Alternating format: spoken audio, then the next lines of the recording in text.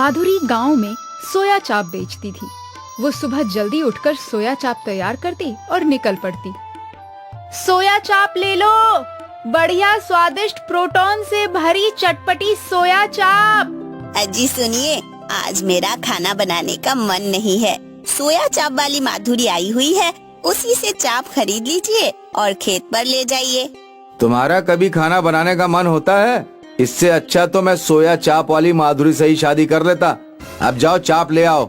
सुनो माधुरी बहन, 20 रुपए की चाप दे दो। बहन जी, 20 रुपए की चाप से आपका और आपके पति का पेट कैसे भरेगा? दोनों कितने दुबले पतले होते जा रहे हो। अरे कम से कम 50 की चाप तो खरीदो, ये प्रोटीन से भरपूर होती है। प्रोटीन नहीं होता, प्रोटीन होता है। हाँ हाँ, मैं भी वही कह रही हूँ। माधुरी अपने मधुर स्वभाव और मीठी बोली से लोगों के दिल जीत लेती थी। अरे ओ काकी, अब तुम्हारी तबीयत ठीक है या नहीं? हाँ हाँ बिटिया, रामपुर से दवा लेकर आई हूँ, अब थोड़ा सा आराम है। सोया चाप खाओ काकी, प्रोटीन से भरपूर होती है, ताकत देती है। ठीक है बेटी, अब 20 की दे दो। अरे ओ शकरपुर वाली मौसी, तुम्हारी लड़की को क्या हुआ? वो पेट से थी ना? लड़का हुआ है। अरे वाह मौसी, मिठाई खिलाओ इसी बात पे।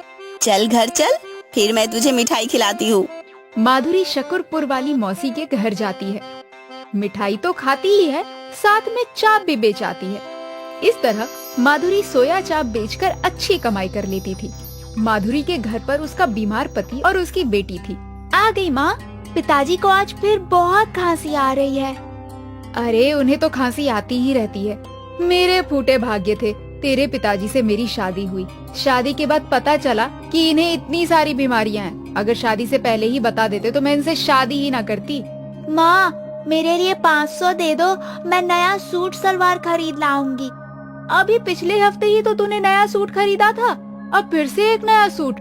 मैं ये पैसे तेरी शादी के लिए बचा कर रख रही हूँ और तू है कि दिन पर दिन सूट मांगे जा रही है। सारे पैसे कपड़े में ही उड़ा देगी तो मैं लड़के वाले को दहेज में क्या दूंगी? मुझे परवाह नहीं है दहेज वहेज की, सूट के पैसे दे दो वरना घर छोड़कर चली जाऊंगी। मजबूरी में माधुरी को अपनी बेटी को पैसे देने ही पड़े। काश किसी तरह मैं जल्दी से अमीर हो पाती। गांव में ढाकन नाम का एक सपेरा रहता था। एक दिन जब माधुरी सोया चाप बेचते हुए ढाकन के घर के पास से गुजर रही थी तो उसने देखा कि ढाकन एक सांप के आगे बीन बजा रहा है और सांप सोने के मोती उगल रहा है। माधुरी ने सोचा कि अगर वो सांप उसे मिल जाए तो वो एक झटके में अमीर हो जाएगी। माधुरी ढाकन के घर के अंदर गई। और ढाकन भैया, क्या हाल चाल है? पत्नी बच्चे सब सही से तो है ना? हाँ माधुरी बहन, सब अच्छे। तुम्हें ये सांप कहाँ से मिला जो सोने की मोती दे रहा है? अरे माधुरी बहन, क्या हुआ? अभी कुछ महीनों पहले की बात है। लॉकडाउन लगा हुआ था।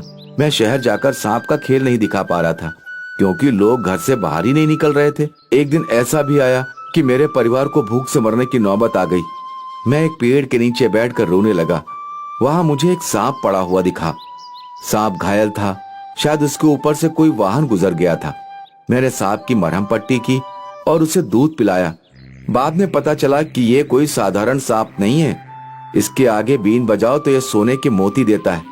सब भगवान की कृपा है। अगर ये सांप उस दिन ना मिलता तो पता नहीं मेरा और मेरे परिवार का क्या होता। माधुरी वो सांप हासिल करने की तरकीबें सोचने लगी। वो सांपों का व्यापार करने वाले एक आदमी के पास गई। उसने ढाकन के सांप जैसा एक साधारण सांप खरीद लिया। साधारण सांप को उसने अपनी सोया चाप वाली मटकी में रख लिया और सोया चाप बेचने के बहाने एक दिन फिर ढाकन के घर पहुंची। ढाकन भैया, आज मैंने बहुत विशेष सोया चाप बनाया है। गांव में सभी लोगों ने इसका स्वाद चखा है। थोड़ी सी बची है, आप भी ले लो।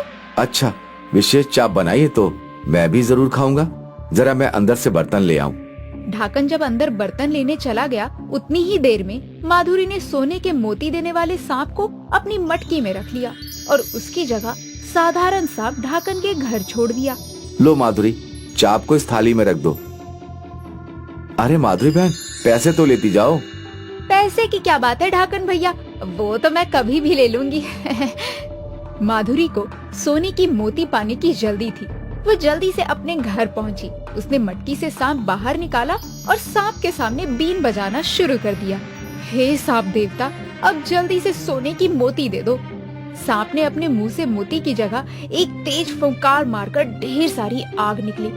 अरे रे, मर गई रे, अरे जला डाला मुझे इस सांप ने, बचाओ कोई।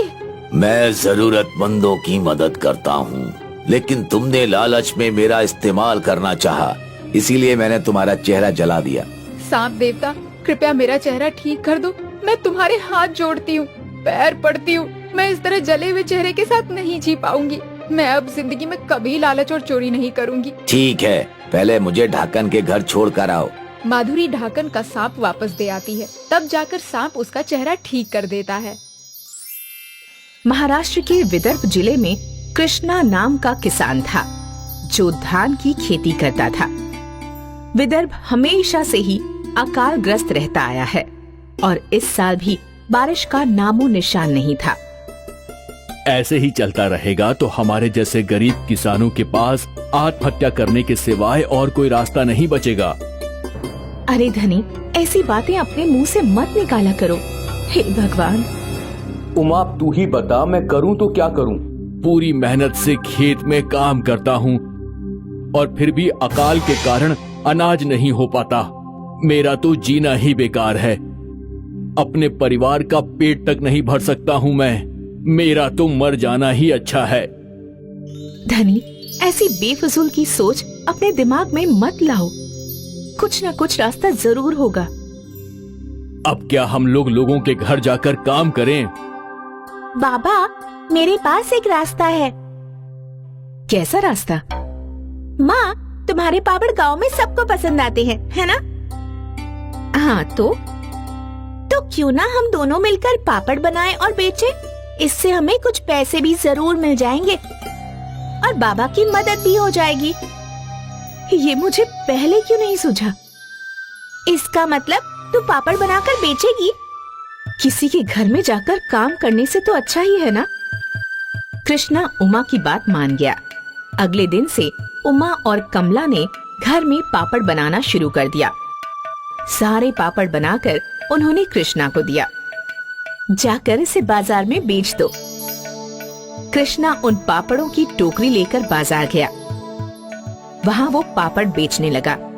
कुछ औरतों ने कृष्णा के पापड़ खरीदे। अब ये बाकी के पापड़ कल बेचूंगा।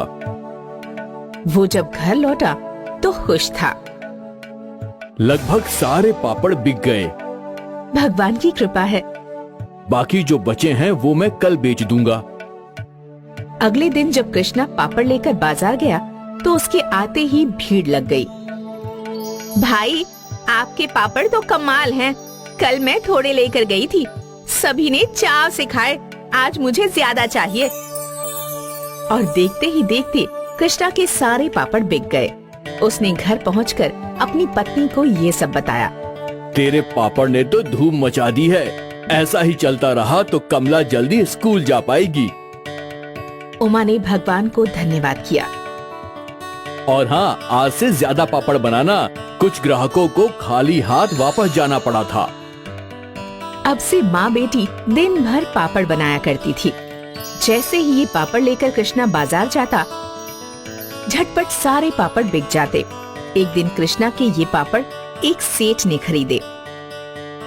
अगले दिन वो सेठ कृष्णा को ढूंढते ढूंढते उसके घर पहुंच गया। भाई, कल मैंने तुमसे पापड़ खरीदे थे। वाह, क्या स्वाद था उनका। धन्यवाद सेठ जी। मेरी कई दुकानें हैं शहर में। क्या तुम मुझे पापड़ सप्लाई कर सकते हो? पर सेठ जी, अभी तो हमारा व्यापार बहुत छोटा है। मेरी पत्नी और बेटी ही पापड़ बनाती हैं। तो क्या हुआ, ये पैसे रखो और कुछ औरतों को भी काम पर रख लो। सेठ का ऑर्डर और पैसे मिलते ही उमा ने और कई औरतों को काम पर रख लिया। उन सभी की दैनिक स्थिति उमा की तरह ही थी। दीदी, आप नहीं होती तो आज मेरे बच्चे भूखे ही सो जाते। इस अकाल ने तो जीना मुश्किल कर दिया है।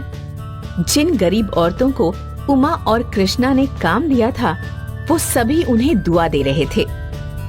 कृष्णा और उमा ने कई गरीब औरतों और किसानों को काम दिया, जिससे उनके परिवार का गुजारा होने लगा। अब कृष्णा को पापड़ बेचने बाजार नहीं जाना पड़ता था और कमला स्कूल भी जाती थी। कृष्णा और उमा दोनों अपने व्यापार को बढ़ाने में जुट गए।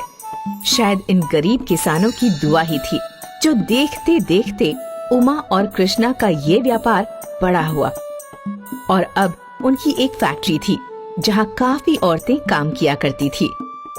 उमा को अपनी सफलता के लिए एक बड़ा सम्मानित अवार्ड भी मिला। आपने कई किसानों के परिवारों को बचाया है। आप लोगों को क्या कहना चाहेंगी?